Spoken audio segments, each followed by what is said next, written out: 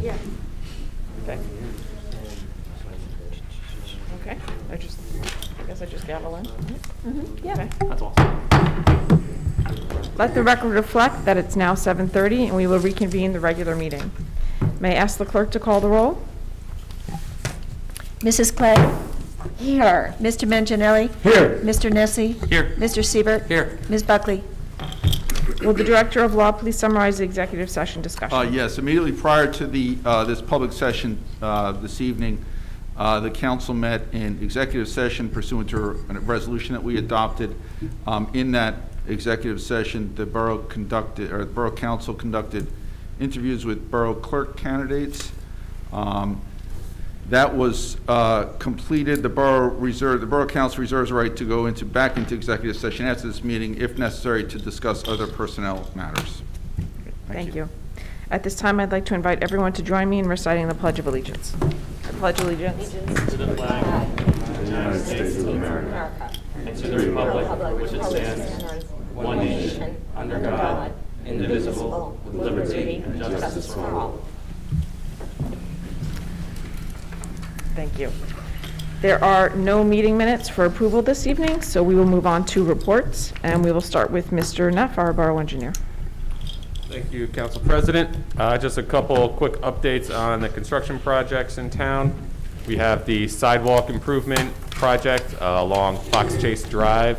The sidewalks, excuse me, in that section are now complete from Philly Way down to Ryder Lane.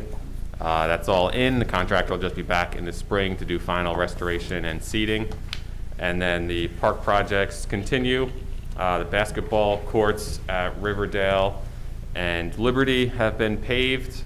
They're doing some additional sidewalk work out at Riverdale today. We're just waiting on some of the basketball hoops to be delivered. They were delayed like many other things, unfortunately, but they should hopefully be up soon. Then they'll be back in the spring to do the color coding on the basketball courts, and they'll keep working through the winter as long as they can on all the other items, weather dependent and dependent on what deliveries we can get in. Because we are realizing that many things like the dog park equipment is backed up quite a bit, unfortunately. Probably on board. Yep, that's all I have. Great, thank you. Mr. Fallon, our CFO and acting VA. Thank you, Council President. I have no report for tonight. Thank Okay. you. Thank you. Mayor Perillo, you have a report this evening?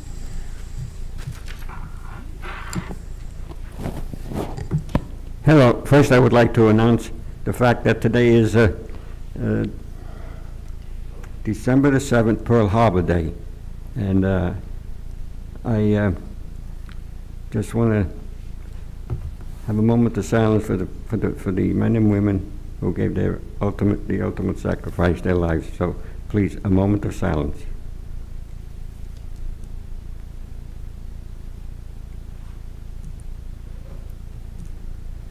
Thank you. First, I would like to public to know that sitting to my right is Councilman-elect Larry Dobrin. And if I'm not here at the next meeting, I want to thank Brock Siebert for his time on the council, for his dedication and his good works on the council. So, Brock, lots of luck to you. That's it. Thank you, Council President. Thank you, Mayor. Mr. Starkey, our Director of Law. Thank you, Council President. I have no report tonight. Okay. Ms. Hessler, our Borough Clerk. I also have no report, thank you. Thank you. Moving on to council reports, Mrs. Clay. Yes, thank you, Council President. I attended the Board of Education meeting last week. They reported on the ARP grant, which will be, the money will be used to address learning loss in students due to COVID and missed school time. Also, the K-8 district is in the process of starting to plan for the strategic planning process, and they will be looking for community members to participate in the process. It's an excellent process. I've experienced it in my other life, and it's very important that schools take the time to do it, but it's also important that they have good people assisting with that process. So I wanted to share that. And finally, although it's a lengthy list, I think it's important in that we share and acknowledge that there were several recipients for the Governor's Educator of the Year Award this year. That's a process that occurs in almost every school district, but it's a huge honor for educators. So I would like to share that for the Tinton Falls Middle School, the Teacher of the Year was Mrs. Mayer. The Educational Services Professional was Luann Hughes, and Carol Broska was the Support Staff of the Year person. Then for Swimming River, Mrs. Richmond was the Teacher of the Year, Mrs. Hendler was the Service Professional of the Year, and the Support Staff of the Year was Mrs. Russo. And finally, for Atchison, Ms. Brennan was the Teacher of the Year, the Educational Professional was Ms. Fay, and the Support Staff of the Year, Ms. McMullen. And I can't say enough about the value of good, strong educators. Thank you. Thank you, Mrs. Clay. Mr. Manginelli for your No report. report tonight, Council President. Thank you. Okay. Mr. Nessie for your report. Thank you, Council President, and good evening, everybody. First, Planning Board. There is a meeting tomorrow night, 7 p.m., with one application on the agenda. Second, I received an email regarding DPW and the brush pickup, and the email claims that Tinton Falls has the best DPW in the state, and I think most can agree. They do a great job, even though being backed up with brush pickup. They're doing a really great job in our town, and we thank them. A couple weeks ago, I attended the League of Municipalities, where I took several classes, met many people, and hopefully I can take what I learned from there and implement with our town. And that concludes my report. Thank you. Mr. Siebert for your report. We got some good news from the State Library that we were selected for the grant. It's $217,000, $500 matching grant. A portion of that would come. A portion would be matched by the borough, and the rest would come from the library. So we're looking to get started on that and start moving in the right direction. Thank you to Brian Perry. He's the vice president of the board. He was instrumental in getting that application done twice, and all the rest of the board and our professionals here and our architect that we worked with also. So thank you to everyone, and finally got across the finish line. That's the conclusion of my report. Thank you very much. Good job. Yeah, excellent news. Now for my report, in no particular order. We have the next Tinton Falls Environmental Commission meeting this Thursday, the 9th at 7:30 p.m. It will be at the Crawford House, but as with all Environmental Commission meetings, it's hybrid. The meeting documents, if you go to meeting documents on boards and commissions under Environmental Commission, there is the link right there for WebEx. You can also dial in. If you have any questions, feel free to email me. We will be having a staff member of Sustainable Jersey there to talk about the Sustainable Jersey program, specifically green teams and how towns can apply for certification and thereby open themselves up for grant monies. So if anyone is interested, you can feel free to dial in or come. Next, a number of us attended the Soldier on ribbon cutting, which was on November 19th. Seems like a long time ago, but we only had one council meeting in November. That was awesome. It's an amazing facility. There are some pictures up online. It's a fabulous addition to our town. I want to thank, it's actually a great partnership between local, county, state, and federal. All levels were involved in this. So it's just a really awesome thing for our town that I think everyone is a benefit to the town, and want to thank all of the professionals from our borough who are involved in making that happen. Next, I have an update from Carrie Morgenthaler, who is our TNR representative that she's asked me to read. And she provides us with quarterly updates on our programs. There are 2 items of resolution MOUs with Monmouth County SPCA on for this evening. So it's timely. As of November 30th, there were 80 cats enrolled in the TNR program with the Monmouth County SPCA. 14 cats were spayed or neutered, vaccinated, microchipped, and returned to their outdoor home communities. 2 cats were humanely euthanized. 64 cats, 5 adoptable adult cats, and 59 kittens were kept by Monmouth County SPCA for adoption. The TNR program, she would like me to say, thanking the borough for continuing to participate in this program and for getting feral cats off the street. Next, we have, as you guys know, there's one ordinance up for final passage this evening with regards to cannabis. I just want to thank Councilwoman Risa Clay and Councilman John Manganiello for serving on the subcommittee, along with various borough professionals here, members of the planning board who are involved in that process. I also attended the New Jersey League of Municipalities. There was a session where there were 3 of the Cannabis Regulatory Commission members there, as well as the executive director, and there was a lot of representation from municipalities around the state, and there were a lot of questions. I didn't get to ask mine, I was still in line, so I actually have a couple of emails out to that executive director to ask any of the specific questions that we still had open. So I'm hoping to hear back from him soon and get the rest of the questions that some people had asked at the last meeting and that we've asked over the past number of months to get those answered for us. Let's see, I would also like to thank the Recreation Department, DPW, our fire companies, and our police department for the fantastic menorah and tree lighting ceremony that took place on November 28th. I also heard fabulous things about the Santa drive-thru at the Crawford House that was held this past Sunday. That was also a success. Let's see, what else? We have the Shop at the Cop event that's happening on December 14th, so next week with our Tinton Falls Police Department at the Jersey Shore Outlets. And finally, the next FEMERA board meeting, the Fort Monmouth Economic Revitalization Authority board meeting is going to be held next Wednesday, the 15th, and that's still being done via conference call. That's it for my report this evening. All right. Ordinances for introduction. There's one ordinance on for introduction this evening. I'd like to remind the public that when an ordinance is introduced, there is no public discussion.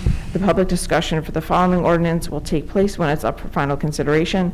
With that, may I ask the clerk to read the title of the first ordinance? Ordinance 2021-1481, an ordinance amending Section 2-12.1 G3 of the Borough Code governing off-duty rates for the police department. Public hearing on this ordinance is scheduled for December 21st, 2021. Thank you. May I have a motion to approve the introduction of the ordinance? So moved. Thank you. May I have- Second. Thank you. May I have a roll call, please? Mrs. Clay? Yes. Mr. Manganiello? Yes. Mr. Nessie? Yes. Mr. Siebert? Yes. Ms. Buckley? Yes, thank you. There is one ordinance on for final consideration. We will hold a public hearing on this ordinance with comments being limited to 3 minutes. Comments may only pertain to this ordinance. There'll be a separate public comment section afterwards. May I ask the clerk to read the title of the ordinance, please? Ordinance 2021-1480, an ordinance amending Chapter 40, Section 4 of the Borough Code entitled Definitions and creating 2 new sections of the Borough Code. Chapter 40, Section 37B 22, entitled Cannabis Facilities, and Chapter 5-9, entitled Cannabis Licensing and Taxation, to authorize the issuance of certain cannabis licenses within the Borough of Tinton Falls. Thank you. May I have a motion to open the public discussion on this Motion. ordinance? Second. Thank you. All in favor? Aye. Is there anyone from the public that would like to comment? Please remember to state your name and address for the record. Yes, sir. Good evening, thank you. My name is Brian Nessie. I live at 14 Riverview Drive. I want to point out first all the hard work and effort that went into making an ordinance on cannabis in Tinton Falls. So thank you, council members, the mayor, and everyone else who was involved in doing that. I'm going to be honest, I'm not a person who's usually an advocate for something like this, but over the past 2 years, I kind of came to see what all the other people were talking about in terms of how cannabis can help people. So a little background, 2 years ago, my wife and I decided to start our family. And it was a 2-year long journey that wasn't very happy. Our first conception turned out to be what is called a molar pregnancy, which is a type of miscarriage, which turned into cancer, which was then 6 months of chemo, and then 6 months of holding our breath. After those 6 months, we tried again, as crazy as that is, and we were met with another heartbreak. Excuse me. So,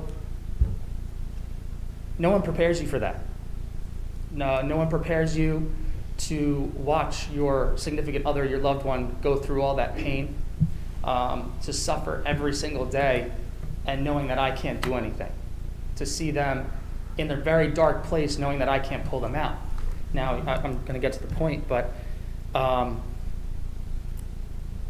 going through chemo, you don't want to put any more poison into your body. And my wife told me, I'm not taking antidepressants, I can't do it, I'm already on chemo.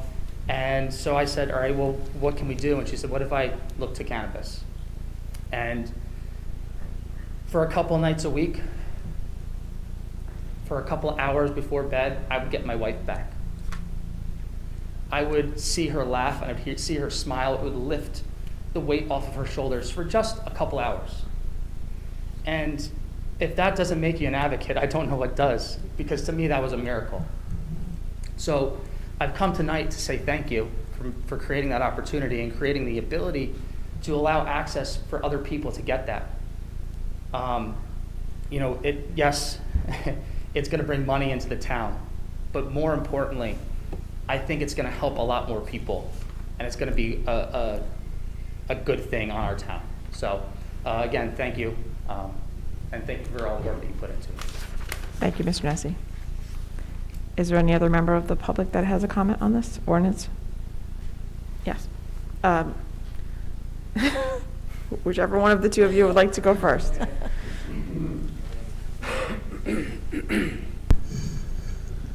Good evening, everyone. My name is Jeffrey King. I'm at 24 Elizabeth Parkway in Eatontown, 07724. Thanks. I was here earlier in the summer when you introduced the ban, or when you passed the ban, and I was disappointed, but I believed your sincerity in saying that you were looking to make this happen. And I really must compliment everyone up here in this room, all the leaders, the administration, the mayor, and all of the council, the subcommittee. Bravo on following your word and coming up with something that the community actually will embrace, I believe, because input from all the stakeholders was solicited and taken into account. I appreciate that. That's light years beyond many of the towns, even the ones that did allow for cannabis businesses. Your process, I have to commend you on the transparency and thorough. I think it will be very successful, and I must thoroughly and wholeheartedly agree with the prior speaker. It will help access to medical patients, whether they have the card or not. And people that don't have the card are using it for medical purposes many, many times. Adult use, social use, yes, but it is medical even if you don't have the card in many cases. And there is a stigma against this plant that these bans just perpetuates. So you guys are breaking the stigma, and that will help people that are stigmatized on all kinds of addiction, not just cannabis, which I do believe is a gateway to getting off of addiction. It's an exit from more terrible, dangerous opiates, addictive substances. So the community will benefit in myriad ways. I really have to thank you for that. I can't give you nothing but compliments. I'm disappointed that you are not giving all 6 licenses refuge here. I don't understand why you're giving Red Bank and Long Branch your business for home delivery. They're going to take that money right out of your pocket. But Eatontown, my community, same planner, made the same recommendation, and I think it's a missed opportunity. I would like to see that rectified in the future, but overall, I'm very happy with what you've done with this, and I must give you my thanks and respect and appreciation. And just one final thing, home growing it's an important part of this, and please tell the folks in Trenton and your peers and everyone that home growing is really honoring the voters, but you did the next best thing. Thank you very much. Thank you, Mr. King. Ms. Catalano? Oh, I saw your hand next, and then.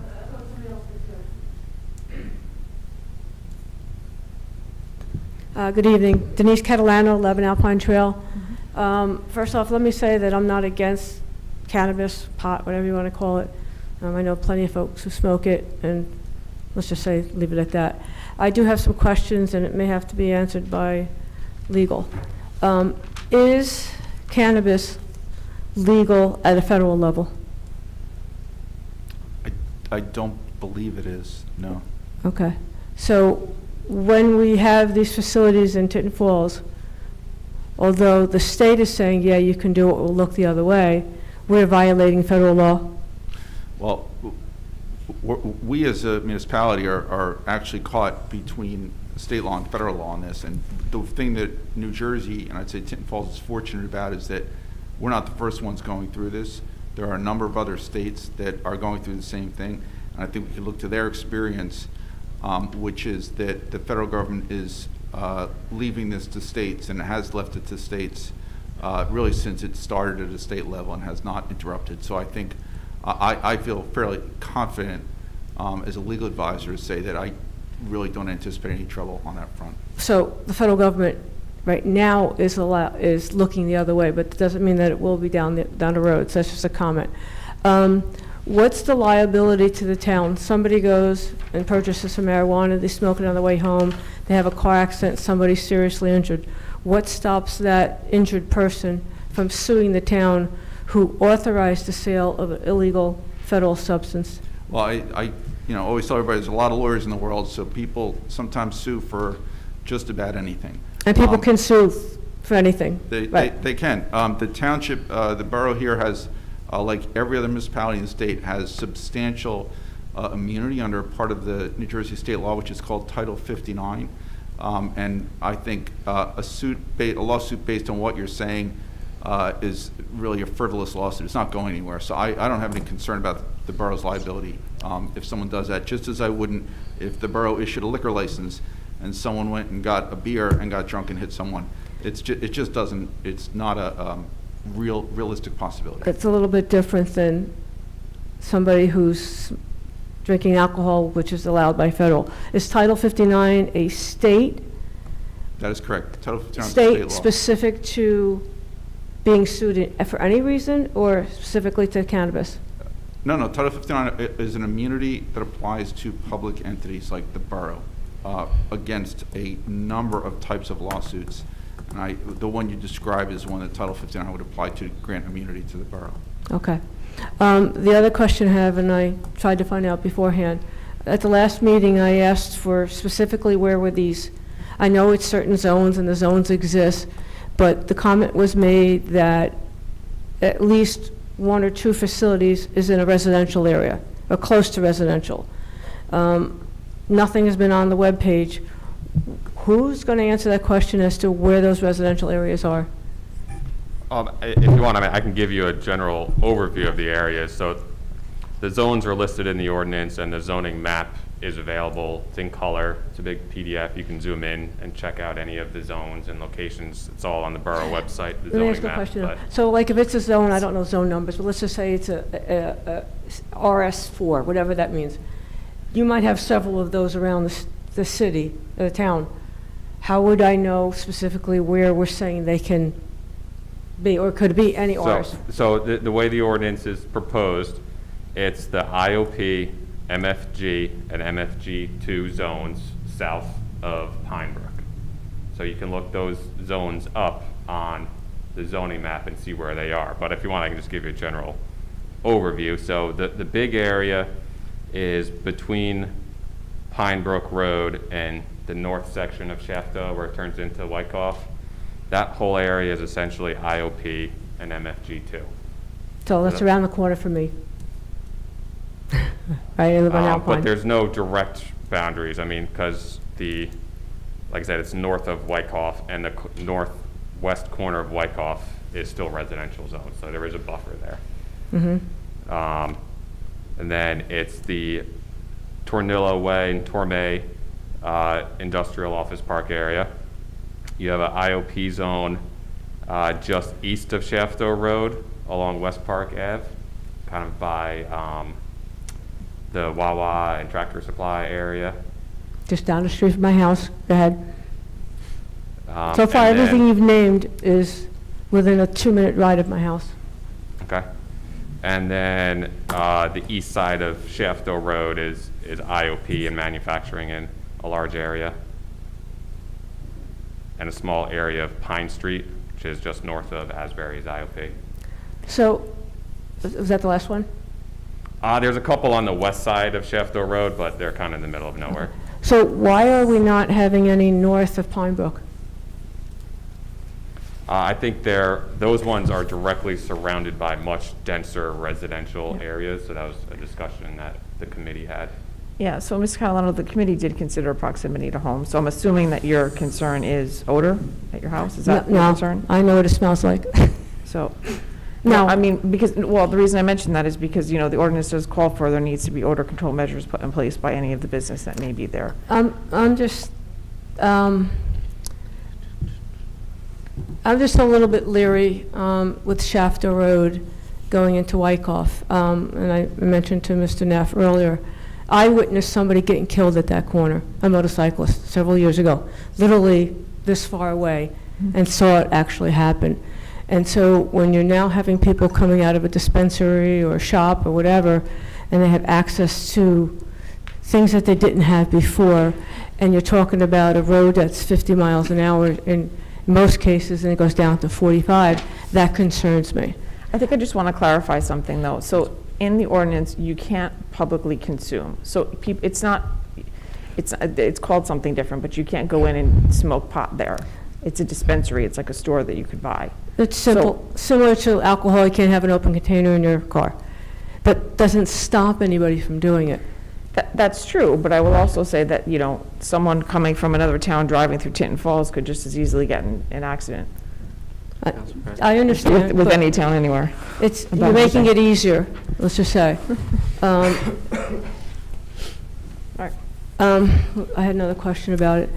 When somebody gets pulled over and they've been smoking marijuana, cop smells it, are the illegal laws for driving under the influence apply to? Yes. Yep. Okay. I should say for the record, apply to marijuana. Okay. Yes, that's correct. All right. I'm betwixt and between. I don't personally have a problem with people smoking it. I understand certainly from a medical perspective. It's unfortunate that the state, when they introduced their medical marijuana program, they made it so hard for the people who really needed it to get it. But I could sympathize with people who are sick who do need it. But it just seems like everything's still being concentrated in a general area. And just around the corner from a few of the locations you named, like Shafter Road, is ARC, Association for Retarded Citizens. So people are going to go down Wayside Road. It's just things that should have been thought about a little bit more thorough. I don't know that anything goes further south all the way down. Okay. So that's just my comments. Okay, thank you. Thanks, Ms. Council Catalano. President, may I make a comment? Sure, Mr. Siebert. So, the two zones that you were previously referring to were the HCC zone, or, correct, RC, HCC? Highway commercial zones. Those were eliminated from this ordinance because of their proximity to residential areas. So the zones that were included were significant. If you were on foot, you'd probably be at least a 5-minute walk to the next closest house, at least, probably more than that. The areas that were in were already primarily industrial or business or heavy business that were isolated from neighborhoods, so that people going to these places, and they may not necessarily be retail. There's 4 other licenses that are in this ordinance. Maybe none of them are retail. I mean, there's the stigma here is that it's always that the retail is a problem. If you're at Eatontown Dispensary or Neptune Dispensary, they had hundreds of people there last Friday. I mean, there may not be a retail license in Tinton Falls. It may be one of the other four, or who knows, maybe none. We don't know, but we may not get selected. Tinton Falls may not get selected. Yeah, and, this and year's. if they are, maybe it's not a retail license. But if it is, this council will deal with that. Mhm. And the ordinance does deal with that. So, That's a good Thanks, point. Mr. Siebert. Yep, that's Thank a good you. point. Was there another member of the public that wanted to ask a question as pertains to this ordinance? Okay. May I have a motion to close the public hearing? so moved. Thank you. May I have a second? Second. All in favor? Aye. Are there any council members that would like to comment on the ordinance that haven't I already think I've done said so? enough, thank you. Okay. May I have a motion for adoption? Motion. Second. Okay. May I have a roll call, please? Mrs. Clay? Yes. Mr. Mancinelli? Yes. Mr. Nessie? Abstain. Mr. Siebert? Yes. Ms. Buckley? Yes, thank you. Now we move on to the public discussion. May I have a motion to open the public discussion? Motion. Second. Thank you. All in favor? Aye. This is the time the public may comment on any topic of their choice. You'd please state your name and address for the record and limit your comment to 3 minutes. I'd like to just start with Ms. Hessler, if there have been any written comments submitted. No, Council President, I haven't received any. All right, thank you. I saw one hand. Yes, Mr. Goldberg.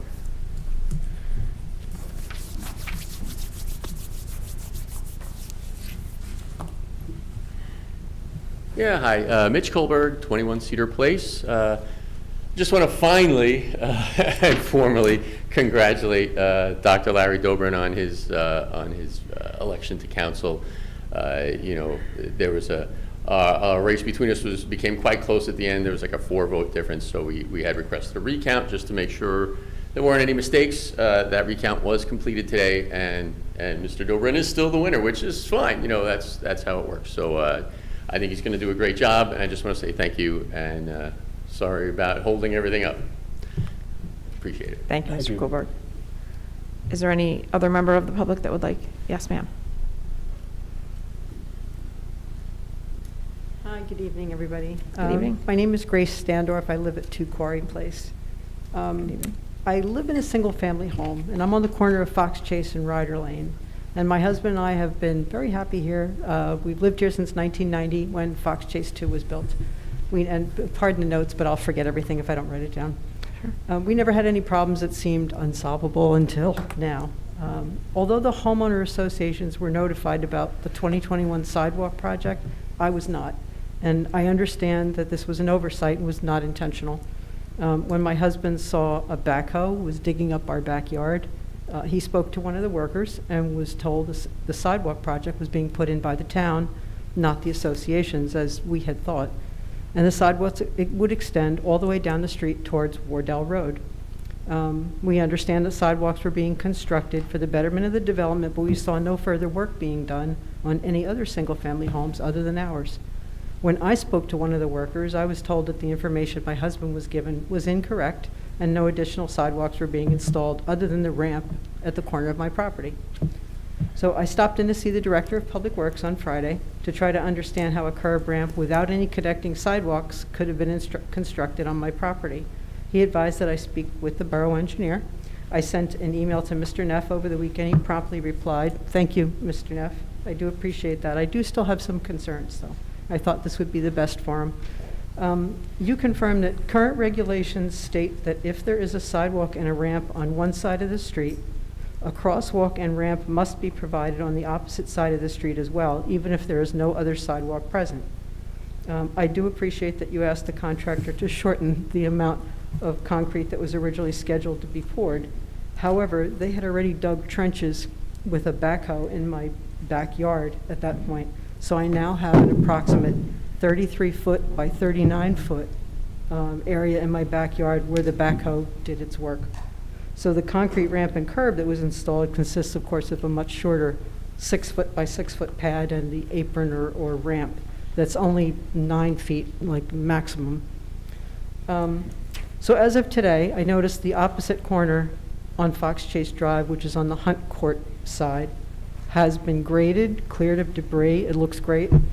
In my backyard, there had been a significantly large pile of soil that has since been flattened but it is by no means graded. And unfortunately, my backyard kind of looks like a debris field right now that's filled with concrete chips, stone, broken branches, and disturbed soil, and frankly, it's an eyesore. So at the two rear corners of my property on Fox Chase and Ryder, there are, as you know, no sidewalks on either portion of the street. No one previously had a reason to walk through my backyard for any access point to anywhere, but I now have a ramp that seems to go nowhere in my backyard, which could be seen as an invitation to maybe step up on my property, hang out on the concrete pad. Mr. Neff, you pointed out that I do not own the property to the curb line. I believe that my deed, I need to speak to you about that. I believe that my deed indicates that I do, but there is a rather large right-of-way. And as such, I have always understood that that means that we could not install structures there. The homeowners could not install structures there, but the town or utility companies could if they had a reason to. Even so, I really feel that I must ask if there's like no recourse for my situation. I can't understand logically why someone would be able to access a ramp on the corner of my property that simply begins and ends in the same 6-foot area. And while I applaud the ADA regulations, someone has to look at those regulations and ask if they make sense or if they're solving existing problems. And I would invite anyone to look at the construction that was done at the rear of my property, explain how it is benefiting anyone, or if it was just done strictly in accordance with the letter of the law. So it had a couple of questions. That's background. You know all this, but some others don't, and I wanted to just have everyone appreciate the background. So I wanted to know if the contractor was intending to return to my property in the immediate future to clean up the debris and grade the soil. I heard you say that they're finished right now. So they finished the actual sidewalk construction, but yes, I actually swung through your property this afternoon. Okay. I do see some of what you're talking about. So yes, we can certainly get the contractor back out there to what we call fine grade it. It's kind of rough graded now. Yeah. So we can get them to fine grade it, clean it up a little bit better. Okay. Unfortunately, this time of year, we can't really plant grass seed It's too just much. gonna die. But yeah, we can get them to at least, fine grade it, smooth it out a little bit more. Okay, yeah. So that's certainly not a problem. Okay, that would be wonderful. One of my other questions was, would this ramp have any impact one way or the other on the property taxes? No, and no? again, Okay. because your property, like I said, doesn't go to the curb, so there's always that right-of-way beyond the Mhm. curb where the municipality can go in and put in sidewalks or street lights or trees like that. Right. Okay, and so I guess that probably answers the question. Is there any recourse at all to anything that was already done? Unfortunately, no. Like I said, I understand from a kind of realistic standpoint, being out there, it might look a little silly. I won't disagree with you on that, but we've been told many times by DOT, the county, all the different levels, it is a requirement. You do have to have a ramp. You can't just have one on one side. Even though there's no sidewalk right now, at some point, maybe it will continue along Fox Chase Drive down to Wardell and around to the park or something. And you do need that landing zone because you have to have the crosswalk. You can't have the crosswalk just dead end at a curb. So you do have to have the crosswalk go to somewhere, even if it is just a small ramp. So now that you have it on your property, if you start driving around, you'll probably see them in more locations now that you're aware, especially if you look at some of the busier intersections and other locations. You will see these, as you said, ramps to nowhere. Okay, yeah, I was kind of hoping the answer would be different, but I wanted to, at least bring it up and It's address it. worth asking, yep. So, yes, it is. So I thank everyone for their time. Thank you. And thanks, Tom. Yes, Ms. Goldberg. Good evening, Ellen Goldberg, 90 Glenwood Drive. The first thing that I would like to say tonight is thank you to Rec Department, to DPW, to the town of Tinton Falls. The Hanukkah menorah lighting and Christmas tree lighting was fantastic. It was a wonderful evening. We had a tremendous amount of residents come out. Everyone was happy. The hot cocoa and the cookies made such a big hit. Santa Claus, we had a very decent amount of people come out for the Hanukkah menorah lighting. One of the members of my synagogue, who is a rabbi, did the ceremony, and it was just wonderful. So I just say thank you so much for putting that on and bringing Tinton Falls together at such a wonderful time that, you know, draws our community together the way it did. Super, super excited about the library grant. One of the people, you know, as being one of the people on the library board and working so hard to get the money and fundraise and see this to fruition. You know, I've been up here many times talking about the library, so this is a huge sigh of relief and just a great feeling for this town. The amount of individuals that positively spoke on Facebook about this was overwhelmingly supportive, and we were so thrilled to see that. So on that note, I would like to formally announce that we are having our next children's fashion show. That is going to be on April 2nd. I'm not sure of the time. I think we are going to start doors open at 2. I believe we're going to do it at 2 o'clock. Children in grades K through 5 are going to be our models. The Gap is going to be our sponsor again, and we're really excited that we're going to bring this back. And the fact that the Board of Education, the superintendent of schools agreed to allow us to do it again is beyond exciting. I also wanted to mention the Tinton Falls Middle School Teacher of the Year, Angela Mayer. She is a homegrown Tinton Falls resident. Her family lives right around the corner from us, so it's doubly exciting. The fact that she is a teacher in Tinton Falls and grew up here and went to school here is just amazing. And I want to wish everyone a very happy holiday season. Thank you. Thank you, Ms. Goldberg. Is there any other member of the public that would like to make a comment? Okay. Mr. King? Jeffrey King, 24 Elizabeth Parkway, Eatontown. Just wanted to say, Public Works, they are excellent. They're great. I really appreciate everything they do. The education, the schools, the teachers, they're amazing. Thank you to all of them. The library, literacy is absolutely fundamental to any kind of community, and a gathering place, the library, I'm overjoyed, ecstatic, and thank you to all the volunteers, all of the volunteers of the borough. The library had a great team. The Environmental Commission, thank you for the work that they all do. I believe in the environment very strongly. And the last thing, I want to thank the police and the people that have been working on the water main. The Pioneer Pipe Project has affected Eatontown and Tinton Falls, and I think Tinton Falls has done a better job than Eatontown communicating with the road closures. It's been a real hard year driving through there every day, back and forth to work, and I've been trying to guess which way to go around, and it's been mostly the Eatontown side where the stress has been. And I'm not a resident, but I've gotten more from your social media than I did from my own community. So thank you for that. Thank you, Mr. King. All right. All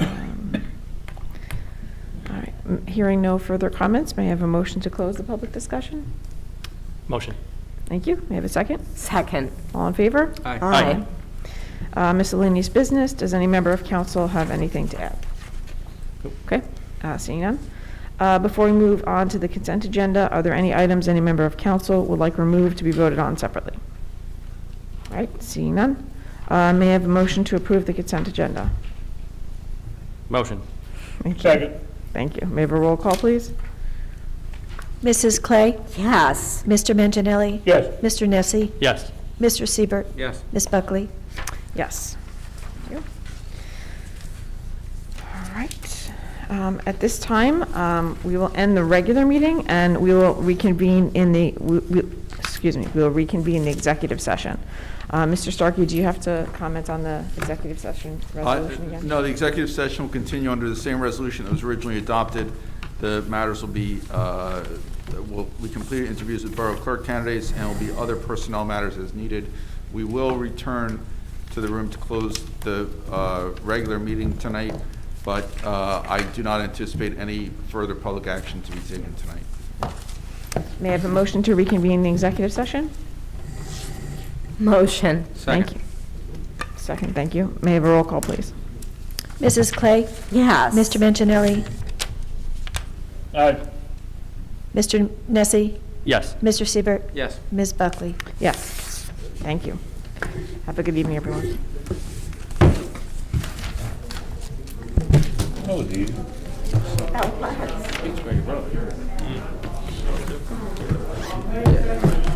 Believe it.